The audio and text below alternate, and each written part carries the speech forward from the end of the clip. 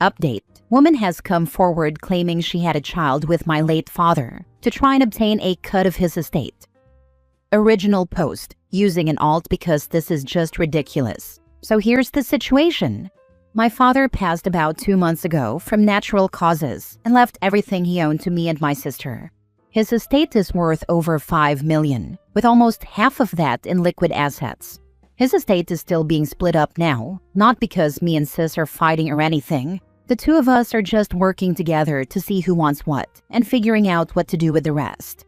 But that isn't the issue here.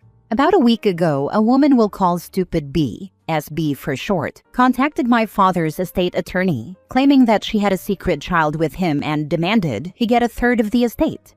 I have never met this woman, or even knew she existed until then, but apparently, she is the daughter of someone my dad went to high school with, so it isn't out of the question at first. But here's the thing. My dad was diagnosed with testicular cancer 15 years ago and had both his testicles removed. So unless this kid is at least 14, then it's impossible it's his. So, entertaining the thought, I met with SB and was surprised to find out this secret child is 9 years old and looks nothing like my father. During this meeting, she demanded her child's share of my dad's estate and wanted 9 years of child support in cash. She claimed she would sue if he wasn't added into the will. My dad's estate lawyer said that if SB's kid passed a DNA test, he would budge, but she refused. She claimed she has a secret letter from my father acknowledging this kid as his own, but refused to provide it. The meeting ended with my father's estate lawyer telling her to pretty much get out until she's ready to do a DNA test, and her claiming she would see us in court. It's pretty obvious this is not my dad's kid, but SB is still trying to take from us. My question is, what can I do to make her go away? What kind of legal action can I take to make her disappear from my life? If she does try to take action against me and my sister, what can I do to make sure this broad gets what she deserves?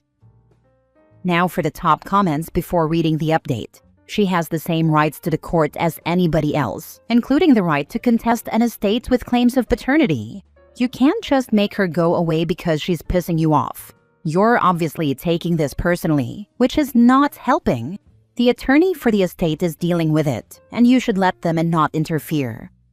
It's getting annoying, as she is spamming me and my sister with texts claiming she is getting ready to sue us and that her son will get what he is owed.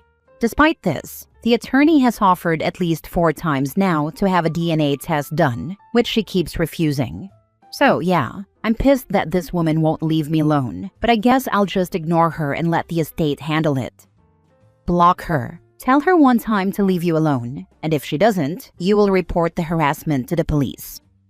My sis has blocked her, but I have not.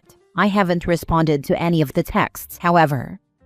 Let your lawyer handle it. Ask him to send her a letter telling her she is not to contact you at all, but only him when she is ready to take a DNA test. If she does contact you, he will deem it harassment and pursue your legal remedies. Then block her from contacting you. Attorney said just don't respond or tell her anything until she takes the DNA test or goes away. If she sues, the estate will take care of it. Listen to your lawyer. Do not engage SB and leave it to the lawyer to handle. She's trying to get you two to relent. The only response you should have for her is, please direct any future communication to our lawyer. Do not tell her anything else. Yeah, I just sent her a text telling her not to contact me and to refer to my lawyer if she wants anything. Now for the update. Seeing as the last post I made got popular, I thought I would come back and give an update. As much as I wish this ended dramatically with SB getting arrested or embarrassed in court, I'm sad to say this isn't the case. So after I sent SB the text telling her to stop contacting me, she began to blow my phone up with voicemails and texts. I saved them all obviously and forwarded them to my father's attorney. The day after I made my first post, my attorney had a letter sent to SB. Won't post the letter here, but I'll paraphrase to the best of my ability while trying to interpret all the legal talk. If you believe your child's claim to my client's estate is legitimate, please submit to a DNA test at your earliest convenience. If an independent DNA test confirms your claims of my client's paternity to your child, we will see to having him compensated, as according to local laws for the requested child support. On the claim of getting a portion of the estate, My client specified in his will that his estate would be left to his children, fake father 21 and sister. Unless you are able to provide the letter of recognition as you stated in my office on the 22nd, we will consider that your child was either disowned or unacknowledged by my client and will proceed as such. If you are unable to provide the claimed letter, I advise you seek legal counsel of your own. On the topic of your continued contact with my client's beneficiaries, I suggest you cease it immediately. They have made it clear that they do not wish to associate with you outside of legal dealings. If you continue to contact them, I have recommended they take legal action against you. The best part has to be how he ended it, however.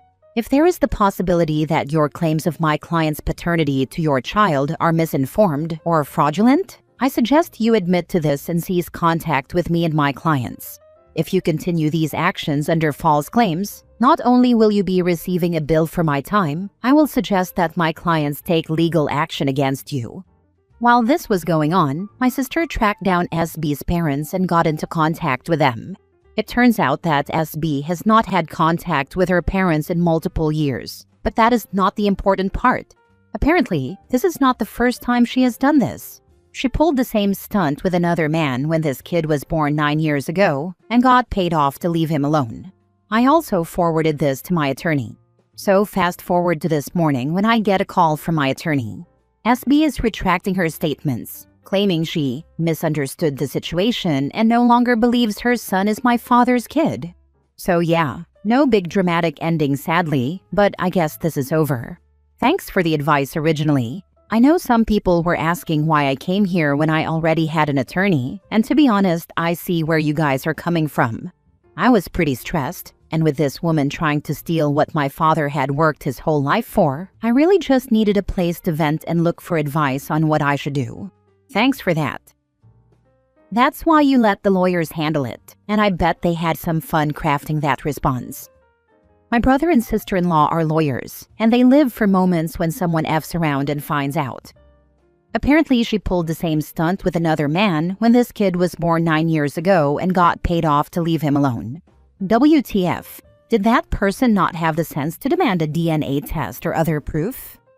She's gaming grieving people that have money. Not everyone is strong enough to keep fighting idiots when they are hurting. This woman cheated people once, and now thinks she can keep doing it. I hope OP and their lawyers wreck her for good. This makes me so mad. Scammers came out of the woodwork when my parents died. It was disgusting. This is on top of the legitimized scammers, like funeral home trying to convince the bereaved that they need a $10,000 coffin liner. Jesus. I thank my mother for handling all of that when my brother and sister passed, but even just pets. I lost my childhood dog last week, and the crematorium was charging me for viewing her one last time, for clippings of her fur. I told them they weren't allowed to pick her up until that afternoon. Then I just went back to the vet, saw her one last time there for as long as I wanted. I think I was in there for like an hour, and they presented her beautifully with a little rose between her paws and everything. The crematorium wanted to charge me double if I took over half an hour, and I got all the ear, tail, and belly fur clippings I wanted for free. Because shocker, she's my dog? That doesn't just end because she's dead. Scammers. She spent 16 years with me. They don't suddenly get ownership of her now that she's gone. What a wild business model to go with. Things that actually take effort, I understand charging me for. But freaking fur clippings? Seeing her one more time? Next story. Am I the a-hole for not pampering my husband after a blood draw? He definitely thinks so, and I'm too biased from my own experiences to be neutral. So here we are. This is not how he normally is day to day, but it is a recurring man-cold issue we have had in the past. Husband needed a blood draw today. He worked himself up all last night and this morning leading up to it. I know it can be scary and stressful. I know everyone reacts differently. I gave him grace and tried to be reassuring. But after so much complaining, I told him this morning he needs to cut it out. Because at that point, he was making it worse for himself, and he needed to focus on the positive. He should tell the nurse or whoever that he is nervous and doesn't like needles. He didn't handle watching my epidurals well and hasn't had his own blood drawn in a long time. Today was our kid's first day of school. We have 3. Each pregnancy got consecutively worse, where my youngest was considered high risk. So I got a lot of blood draws in those 27 months, and I fainted or almost fainted every single time. I know I have a vasovagal response. I understand the nervousness and fear that comes with needles and blood draws, but I still did them because they needed to be done, because I told myself I could do it. I told the staff so they were prepared to help me, and after they were done and I was revived and considered safe, I either drove myself back to work or home to continue on with my day teaching or taking care of the house and kids, because I had to and knew I had to keep trucking on because I am an adult. He said he thinks they took 2 vials, but he wasn't sure since he didn't look. That he was feeling perfectly fine, so he left right after.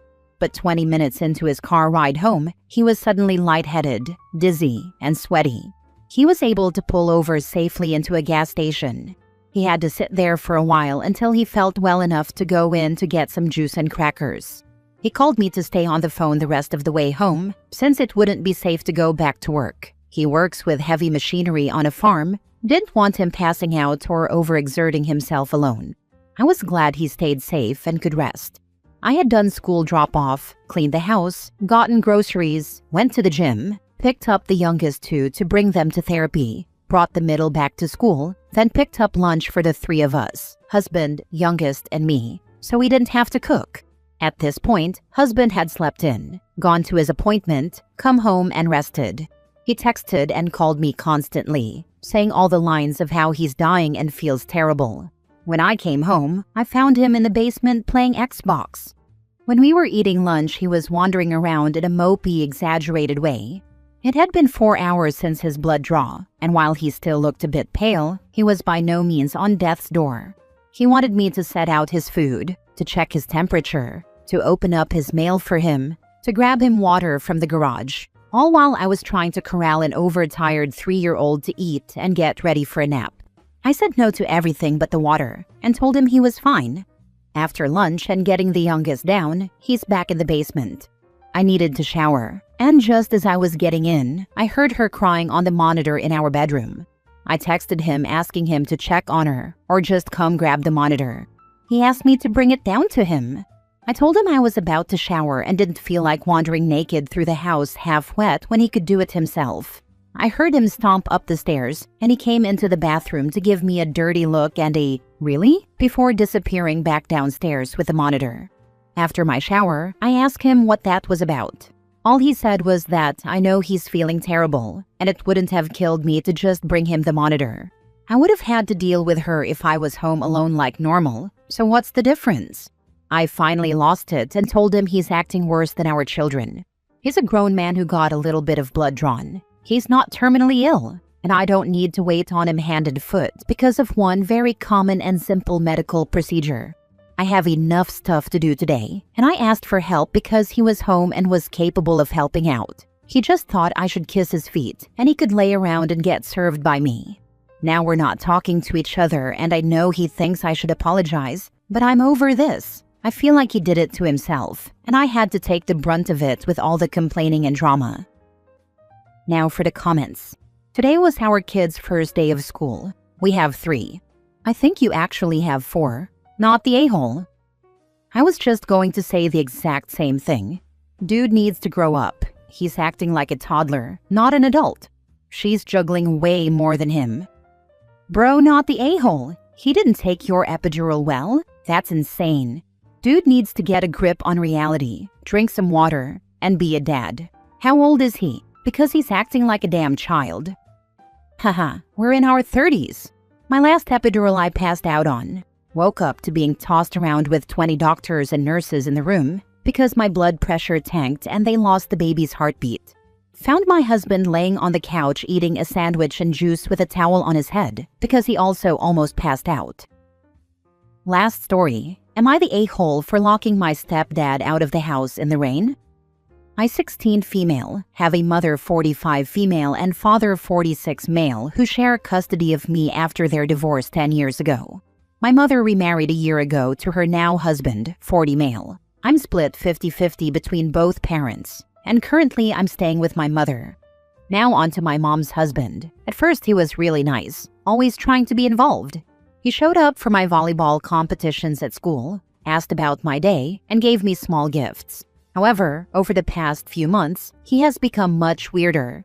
He maintains hugs for too long. His hand rests really low on my back, and when I tried pulling away one time, he just tightened his grip and said I was being shy. Bear in mind, he's much taller and bigger than me. There have also been multiple times where he walks into my room without knocking when I'm in a towel, but it only happens then and never any other time. Whenever I raise a concern to my mother, she insists I'm exaggerating. Sometimes she talks to him and he backs off for a while, but then he does this thing where he talks badly about himself when I'm near, and then overcompensates for making me upset by giving me my favorite sweets, chocolate or ice cream. A few days ago, I was home alone with my mom's husband, and I was letting my dog out into the garden for a minute. It was raining heavily, by the way, when he came up behind me and hugged me. This, of course, made me uncomfortable, and I kind of pushed him off me with my elbow. He didn't fall or anything, just stumbled. From that point, I walked back inside, slammed the garden door shut, locked it, and went into my room upstairs, with my dog, of course. When my mom got home around 30 minutes to an hour later, she heard him shouting from outside and let him back in. He obviously told her what I did. He was soaked from the rain and really mad at me, and so was my mother. He now has a really bad cold and has been sick since that day. They both blame me and constantly lecture me every day, which makes me feel terrible since it wasn't my intention to make him sick. I just acted out of irritation. He technically didn't really do anything, so I'm second-guessing myself. I talked to my dad about everything that's been happening. He's mad I didn't tell him sooner how I've felt around my mom's husband, so he's coming to pick me up soon so I can stay with him after arguing with my mother for hours on the phone. I'm so sorry for this really long post. I think I was ranting a lot. So, am I the a-hole for locking my stepdad out of the house and getting him really sick?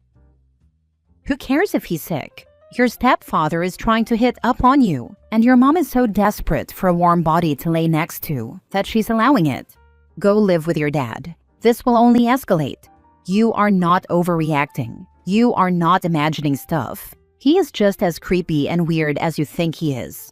And as a mom, I'm so disappointed in your mom. She is supposed to protect you. Oh, he's sick, all right, and nothing to do with his sniffles. Your dad should get full custody, and at your age, judges usually agree with a request from you. Too bad your mom isn't protecting you, but you need to protect yourself and stay away from the creepy dude. Also, it might be a good idea to look for cameras in your bedroom and bathroom at your mom's. Kind of goes hand in hand with the attempted grooming and weird advances.